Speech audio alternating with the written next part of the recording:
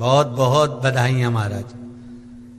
सोमवार की जन्माष्टमी का भी पर्व है, तो आप सभी को अभी से भगवान कृष्ण के जन्म महोत्सव की बहुत बहुत बधाई। हमारे लड्डू गोपाल कल्लू जी महाराज साल में एक बार उनके स्नान का हम लोग रखते हैं। तो कल रात्रि को 8 बजे से 9 बजे तक हमारे यूट्यूब चैनल पर, फेसबुक पर आप लोग लाइव ठाकुर जी के 1 घंटे का 8 बजे से 9 बजे तक स्नान का दर्शन रात्रि को कर सकेंगे। मोबाइल पर आप लोग आराम से अपने यूट्यूब फेसबुक पर ठाकुर जी के सुंदर स्नान का दर्शन, जो साल में एक बार का हम लोग करते हैं, उसका दर्शन आप कर सकते। एक पात्र में जल और दूध ले लीजिए।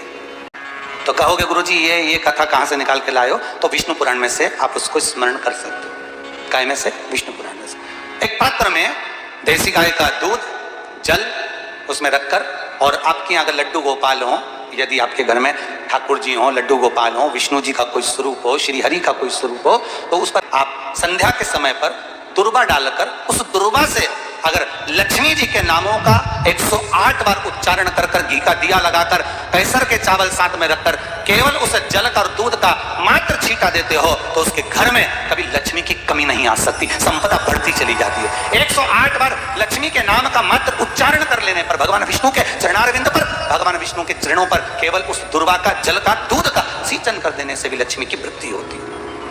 आपके घर में छोटे से ठाकुर जी हैं, आपके घर में छोटा सा कन्हैया है, और छोटे से कन्हैया जो पुराने समय का है, उसको नेत्र भी लगाने की जरूरत नहीं है, क्योंकि उसके नेत्र हैं। और मान लो तुमने इतना बड़ा कन्हैया ले लिया, तो अरे बोलो तो जम के जरा, और उसका कोई एक नेत्र कहीं गिर गया, एक नेत्र कहीं चले गया, तो फिर दूसरा नेत्र लगाना पड़ेगा कि नहीं लगाना पड़ेगा? और अगर एक नेत्र पर रखोगे तो अच्छा लगेंगे कि ठाकुर जी? नहीं। तो नेत्र होना, जितनी बड़ी मूर्ति होती है, जितना बड़ा स्वरूप होता है, जितना बड़ा शिवलिंग होता है, जितनी बड़ी मूर्ति की स्थापना होती है, उतनी उसमें सेवा की और भाव की जरूरत पड़ती है। भगवान विष्णु ने जाते हुए शिव बाबा को देखा। शंकर भगवान से, भगवान नारायण ने कहा आप कुछ कहेंगे नहीं? भगवान शंकर कहते हैं नारायण चिंता मत करो, ये बद्रिकाश्रम में जो आएगा चने की दाल चढ़ा कर जाएगा, चने की दाल को मंदिर के पीछे बैठकर ओम नमः शिवाय बोलकर जो नारायण को समर्पित करेगा, उसके मनवांचित फल को मैं 3 महीने में पूरा कर दूंगा, उसके मन की कामना को मैं 3 माह में पूर्ण कर दूंगा। आज भी नियम है, चने की दाल को लेकर जाते हैं, बद्रिकाश्रम के मंदिर के पीछे बैठकर चने की दाल को लेकर ओम नमः शिवाय का जाप करते हैं। 7 बार ओम नमः शिवाय बोलकर चने की दाल वापस घूमकर भगवान विष्णु को समर्पित करी जाती है, तो 3 महीने में मनोकामना पूरी हो जाती है। भगवान की मूर्ति जितनी छोटी होगी उतना सुख देती है, जितनी बड़ी हो जाएगी उतने लाड़ की जरूरत पड़ जाएगी, उतने लाड़ की जरूरत।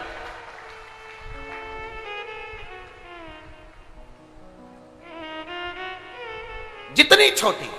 अब आप कहोगे गुरुजी तुम इतनी बड़ी बड़ी बातें करते हो, तुम्हारे ठाकुर जी भी तो देखो कितने बड़े हैं।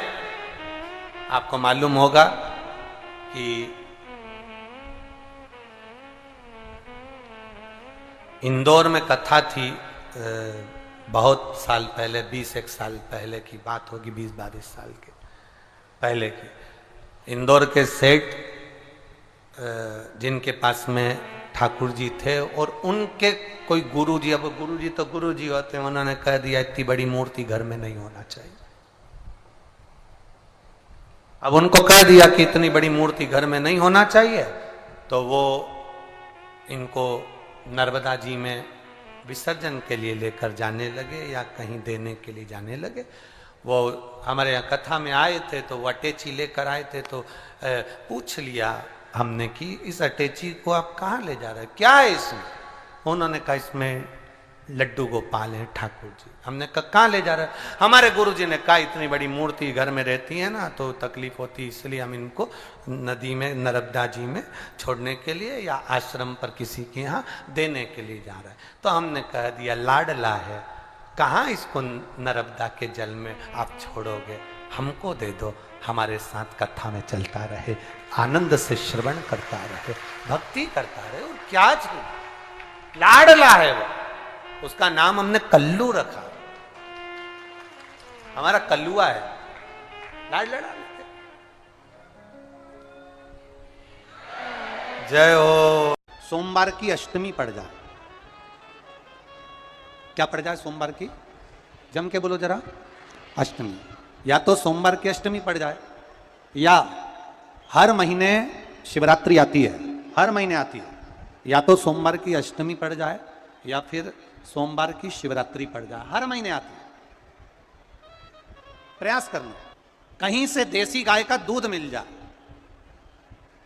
थोड़ा सा दूध देसी गाय का मिल जाए, थोड़ा सा दूध देसी गाय का, थोड़ा सा दूध अगर प्राप्त हो जाए, बेलपत्री के पत्ते से दूध कटोरी में लेकर, मात्र बेलपत्री के पत्ते से एक एक बूंद अगर दूध, आप एक बूंद अगर ज्यादा ना मिला हो, एक चम्मच भी अगर आपको दूध देसी गाय का मिल गया हो, और सोमवार की अष्टमी पड़ जाए या सोमवार की, जम के बोलो, शिवरात्रि पड़ जाए, उसमें केवल अगर देसी गाय का दूध मिल जाए, जर्सी गाय का नहीं हो, देसी गाय का अगर दूध मिल जाए, बेलपत्री के पत्ते से, तुम्हारे घर के अंदर अगर शिवलिंग है या मंदिर में शिवलिंग है या तुम्हारे नजदीक में कोई शिवलिंग है, उस पर बूंद बूंद, एक एक बूंद अगर शिवलिंग पर दूध समर्पित कर रहे हो, श्री शिवाय नमस्तुभ्यम, नमः शिवाय, या षडाक्षर मंत्र ओम नमः शिवाय, या 33 अक्षर का मंत्र महामृत्युंजय मंत्र, इसका स्मरण कर कर शिव जी पर देसी गाय का दूध समर्पित कर कर इस बेलपत्री को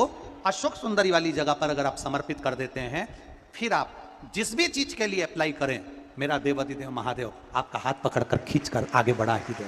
मेहनत करना, कर्म पूरा करना, पढ़ाई अच्छी करना, और पढ़ाई के साथ में विद्या अध्ययन करने के साथ में अच्छी मेहनत के साथ में देसी गाय का दूध भगवान शंकर को समर्पित करना, भगवान शंकर को समर्पित करना, देसी गाय का दूध धीरे धीरे धीरे धीरे समर्पित करना, भावों के साथ आप समर्पित करें। देसी गाय का दूध एक एक बूंद समर्पित करिए, धीरे धीरे समर्पित करो। और देसी गाय का दूध जब धीरे धीरे समर्पित करें, बड़े रास्ते से, आनंद से धीरे धीरे जब आप समर्पित करेंगे, बेलपत्री वही दूध में सनी हुई बेलपत्र अशोक सुंदरी वाली जगह पर, उस समय पर डंडी का भाग शिवलिंग की ओर नहीं होना चाहिए, उस समय पर डंडी का भाग जहां से पानी बहकर जाता है अशोक सुंदरी की ओर से, वहां पर होना चाहिए। कार्य में सफलता मिलती ही।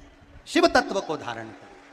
सोमवार की अष्टमी का मतलब आपको इंदौर की कथा में बताया था, जिस दिन शंकर और पार्वती के मिलन का दिवस हो, और केवल एक माता पार्वती के अकेले मिलन का नहीं, 64 योगनिया तक भगवान शंकर से मिलने के लिए आती है। पीला चंदन लगा लेना, कितना लगाना है? बीच वाला जो पत्ता है उस पर पीला चंदन। जब आपको लगे कि मेरा जीवन बहुत कष्टमय है, अब ये रोग, अब ये कष्ट दूर ही नहीं हो रहा, अब ये आए दिन तकलीफ पर तकलीफ बढ़ती जा रही है, आए दिन रोग बीमारी, पैसा घर में बच नहीं रहा, बहुत कष्टमय जीवन है, इसमें लगाओ पीला चंदन बेलपत्री की बीज पत्ती पर। महाराज, और बीज पत्ती पर जब चंदन लग जाए, लगने के बाद में ये दोनों पत्ती पर लाल चंदन लगा लीजिए। इन दोनों पत्ती के बीच में जो डंडी का भाग होता है, आपको कहा था, आपको स्मरण में होगा शायद, हमने जब बेलपत्री की महत्वता बताई थी तो उस बेलपत्री की महत्वता में कहा था ब्रह्मा विष्णु महेश ये 3 हैं, बोला था। बीच में ये बड़ी पत्ती से लेकर जो 2 पत्तियां होती हैं, इनके बीच में जो जगह बचती है, इसमें मां पार्वती के 64 योगनियां, मां पार्वती अपनी पूर्ण सिद्धि के साथ में जितनी भी देवी के स्वरूप हैं, वो माता 64 योगनियां देवी के स्वरूप में यहां पर विराजमान होती हैं। 2 पत्ती के नीचे से जो डंडी होती है नीचे तक, ये पूरी डंडी में 33 कोटि देवी देवताओं विराजमान होते हैं इस पूरी डंडी के अंदर। तो ये बीच वाली पत्ती है, ये जो बीच वाली पत्ती का जो भाग होता है, इस पत्ती के भाग में शहद का प्रयोग कर कर, यहां पीला चंदन, लाल चंदन, शहद का प्रयोग कर कर, इसी तरह से पकड़कर ये बेलपत्री की जो डंडी है वो अशोक सुंदरी पर जब आप समर्पित करें, तो जहां से जल बहता है उस ओर पर इस पत्ती को चढ़ाकर केवल आपके हृदय की बात कहकर देवाधिदेव महादेव से कोई भी शिव जी का मंत्र, पंचाक्षर नमः शिवाय, षडाक्षर ओम नमः शिवाय, श्री शिवाय नमस्तुभ्यम, या महामृत्युंजय मंत्र, जो शिव का मंत्र हो आपके पास में, उसको बोलते हुए देवाधिदेव महादेव को धीरे धीरे जल की धार चढ़ाना प्रारंभ करो।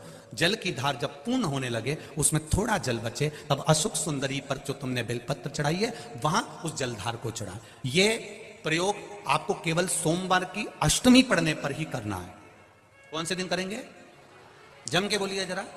सोमवार की अष्टमी पढ़ने पर यह प्रयोग करें। और जल चढ़ाकर बाबा से विनती कर कर उसी बेलपत्र को वापस उठाकर कहीं जलाशय में या किसी पेड़ के नीचे विसर्जन कर दें और 1 लोटा जल वहां भी चढ़ा दें। बस निवेदन कर कर आ जाइए, मेरा बाबा 3 माह के अंदर हाथ जरूर पकड़ेगा और आपको दलदल से बाहर निकाल देगा। हमें बताया था जिस दिन शंकर और पार्वती के मिलन का दिवस हो, और केवल एक माता पार्वती के अकेले मिलन का नहीं, 64 योगनियां तक भगवान शंकर से मिलने के लिए आती है। पीला चंदन लगा देना। कितना लगाना है? बीच वाला जो पत्ता है उस पर पीला चंदन। जब आपको लगे कि मेरा जीवन बहुत कष्टमय है, अब ये रोग, अब ये कष्ट दूर ही नहीं हो रहा, अब ये आए दिन तकलीफ पर तकलीफ बढ़ती जा रही है, आए दिन रोग बीमारी, पैसा घर में बच नहीं रहा, बहुत कष्टमय जीवन है, इसमें लगाओ पीला चंदन बेलपत्री की बीच पत्ती महाराज। और बीच पत्ती पर जब चंदन लग जाए, लगने के बाद में ये दोनों पत्ती पर लाल चंदन लगा लीजिए। इन दोनों पत्ती के बीच में जो डंडी का भाग होता है, आपको कहा था, आपको स्मरण में होगा शायद, हमने जब बेलपत्री की महत्वता बताई थी तो उस बेलपत्री की महत्वता में कहा था ब्रह्मा विष्णु महेश ये 3 हैं, बोला था। बीच में ये बड़ी पत्ती से लेकर जो 2 पत्तियां होती हैं, इनके बीच में जो जगह बचती है, इसमें माँ पार्वती के 64 योगनियां, माँ पार्वती अपनी पूर्ण सिद्धि के साथ में जितनी भी देवी के स्वरूप हैं, वो माता 64 योगनियां देवी के स्वरूप में यहाँ पर विराजमान होती हैं। 2 पत्ती के नीचे से जो डंडी होती है नीचे तक, ये पूरी डंडी में 33 कोटि देवी देवताओं विराजमान होते हैं इस पूरी डंडी के अंदर।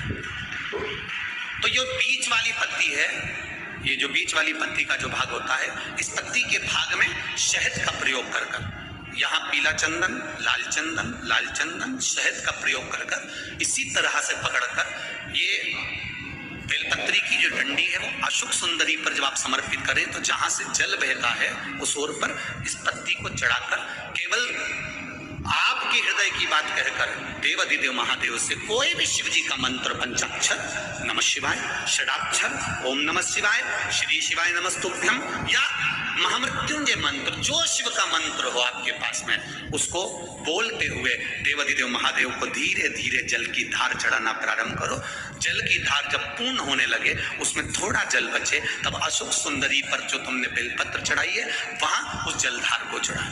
ये प्रयोग आपको केवल सोमवार की अष्टमी पढ़ने पर ही करना है। कौन से दिन करेंगे? जम के बोलिए जरा। सोमवार की अष्टमी पढ़ने पर यह प्रयोग करें और जल चढ़ाकर बाबा से विनती कर कर उसी बेलपत्र को वापस उठाकर कहीं जलाशय में या किसी पेड़ के नीचे विसर्जन कर दें और 1 लोटा जल वहां भी चढ़ा दें। बस निवेदन कर कर आ जाइए, मेरा बाबा 3 माह के अंदर हाथ जरूर पकड़ेगा और आपको दलदल से बाहर निकालेगा। काया के रोग से